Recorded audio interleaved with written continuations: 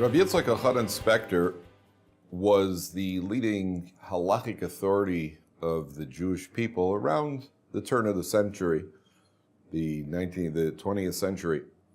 And Rabbi Yitzchak was living in Europe, in Kovna, and it was very, very common Jewish boys were being drafted into the Russian army. And draft notice into the Russian army was basically a life sentence, being drawn away from Judaism with no opportunity to maintain their Judaism, and obviously the dangers of the army and everything that went along with it. Now, this Rabbi Yitzchak Elchanan Spector, who incidentally Yeshiva University, which is called Rabbi Yitzchak Elchanan, is named in his honor. This Rabbi Yitzchak Elchanan Spector was once in the middle of a court case, what we call a din Torah, a Jewish court case. A young man suddenly knocked on the door and burst into the room, and he said, "Rabbi Spector, great news! Zalman got out of the Russian army." Rabbi Spector stopped right in the middle of the court case, said, "Thank you very much. It's wonderful, wonderful news. Zalman, one of the students in the yeshiva, managed to escape the clutches of the Russian army." They went back to the court case, and a short while later, another young man came in. Rabbi, I have to tell you, great news. Zalman got out of the Russian army." And Rabbi Spector said, "Thank you very much. That's wonderful news." And then it happened a third time. Another young man came in. It happened a fourth time. It happened a fifth time.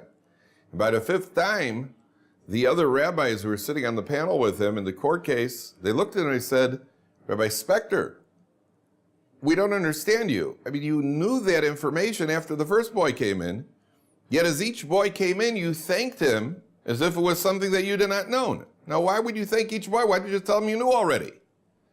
So Spector looked at the rabbis. He said, I knew the news, but each boy that came in, look how good they felt to be able to give me the news that Zalman got out of the Russian army.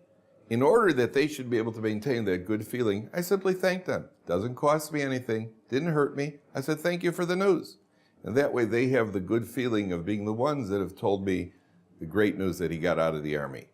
Now, my friends, it's very common in interpersonal relationships that when somebody comes to tell you something, information, news that they heard, whether it's personal or national or international, very common in a conversation that one person will look at the other and say, "Oh, I know that already. Oh, I knew that." And if we stop and think about it, what does it hurt us to say, "Well, thank you for telling me that"? And the person feels that he's shared the information, number one, and we can do a kindness. It's an act of consideration for the other person, number one. Number two, anytime somebody tells us something, we may find out more information which we didn't know previously. And therefore, we should thank people when they tell us something, good news, a mazel tov, somebody got engaged, even if we know. Give them the joy, the kindness of being the ones, let them feel that they're the ones who've shared that information with you.